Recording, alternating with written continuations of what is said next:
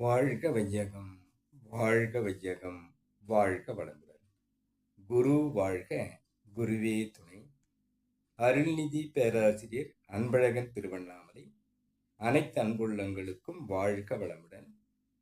குருவின் நினைவில் நின்று குருவினது ஒரு கவியை நாம் சிந்திக்கலாம். மனம் என்ற பொக்கிஷம் மாநிதி என்று குரு கூறுவார்கள். அந்த மனதை பற்றி குரு எழுதியிருக்கூடிய கவியை நாம் சிந்திக்கலாம். மனம் மாயை என்பார்கள்.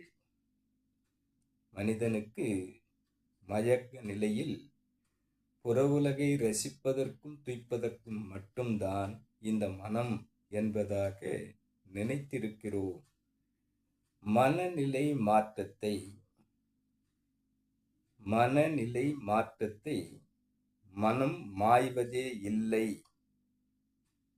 மனநிலை மாற்றம் என்று பார்க்கும்போது மனம் மாய்வது இல்லை என்று கூறுகிறார். மனமாற்றம் மனதுக்குள்ளேயே தான் நிகழும். அவ்வாறு நிகழ்வதனால் மெய்ப்பொருளாகிய அந்த இறைநிலையை மனமே அறிவுடன் இணைந்து மறுபிறப்பெய்திடும். எந்த பிறவியில் மனிதன் இறை நோக்கி பயணிக்கிறானோ அப்போது மெய்ப்பொருளாக இருக்கக்கூடிய பேரறிவாக இருக்கக்கூடிய அந்த இறைவனை நோக்கி பயணிக்கும் போது இந்த மனம் அறிவாகவே மாறி மறுபிறப்பு எய்திடும். இந்த பிறவி இந்த உலகத்தை ரசிப்பதற்காக மட்டும் என்று இருந்த அந்த மனம் மறுபிறப்பு எய்திடும். அடுத்த பிறவி எடுத்ததாகவே இறை நோக்கி பயணிப்பதற்காக அது செல்லும் போது நாம் உணர முடியும். மனம் அறிவான பின், மனமே அறிவாக மாற்றம் பெற்ற பின் மரணமில்லா நிலை, மரணமில்லா பெருவாழ்வு, ஜீவசமாதி, ஜீவ ஐக்கிய பிரம்ம முக்தி.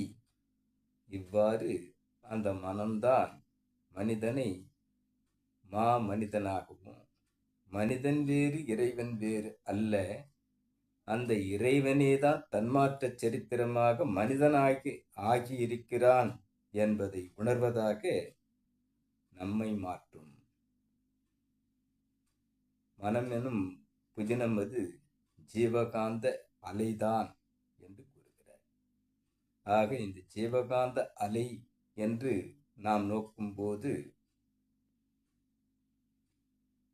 காந்தம் சிவம் சக்தியாம் கருத்தில் அர்த்தநாரியாம் என்று குரு கூறியிருக்கிறார். காந்தம் என்பது வேறொன்றும் இல்லை, அந்த சக்தி சிவமாக இருக்கக்கூடிய இருப்பு நிலையான இறைநிலையும் இயக்க நிலையான அந்த சக்தி நிலையும் சேர்ந்து உருவானதுதான் காந்தம். அந்த காந்தம் என்பது கரைந்த கடவுள். அந்த கரைந்த கடவுளை அதற்குள் புதினமாக, மறைபொருளான ஒரு புதினமாக நம்மிடம் கொடுக்கப்பட்டிருப்பதுதான் இந்த மனம். இந்த மனம் என்பது ஒரு முனையாகவும் இறைவன் மறுமுனையாகவும் இருக்கிறான் என்பதை குரு கூறியிருக்கிறார். இந்த முனை எதற்காக நமக்கு கொடுக்கப்பட்டிருக்கிறது என்று சிந்திக்கும் போது, இந்த மனதை நாம் பற்றி கொண்டால் அடுத்த முனையாக இருக்கக்கூடிய இறைவனை நாம் உள் உணர்வாக உணர முடியும் என்பதாக கொடுக்கப்பட்டதுதான். அகத்தவத்தில் ஆழ்ந்து மனதை பற்றி கொண்டு அறிவில் இணைத்து கொண்டு அறிவின் வழியாக ஒரு பயணம் நாம் மேற்கொண்டால் தியான பயிற்சி. தீ என்றால் அறிவு, யானம் என்றால் பயணம் செய்கிறது என்று குறிப்பிடுகிறார். அப்போ அறிவு மூலமாக ஒரு பயணத்தை மேற்கொள்ளுவது இந்த மனம்தான். இந்த மனதை அதீத நிலையான அந்த பேர் அறிவோடு நாம் அளப்பரியதாக ஆழ்மன தியானமாக நம்மை தூய்மை செய்யும் போது அந்த தூய்மையான இறைவனுடன் உள் உணர்வாவதாக மாற்றுவதுதான் இந்த மனம். மனமில்லா மனிதன் இல்லை, மனதை அறிந்து கொண்ட மனிதன் இல்லை. மனம் என்பது மனிதனுக்கு எதற்காக கொடுக்கப்பட்டிருக்கிறது என்று சிந்தித்தால் மனதை இதமாக வைத்துக் கொள்பவனே மனிதன்.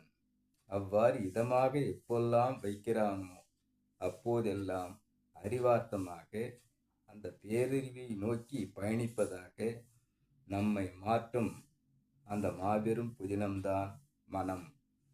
ஆக மனம் என்பது மாயை அல்ல. அந்த மனம் மாற்றத்தை அடையும் போது அந்த மனம் மாய்வதில்லை, இறை நோக்கி பயணிப்பதாக மாறுகிறது.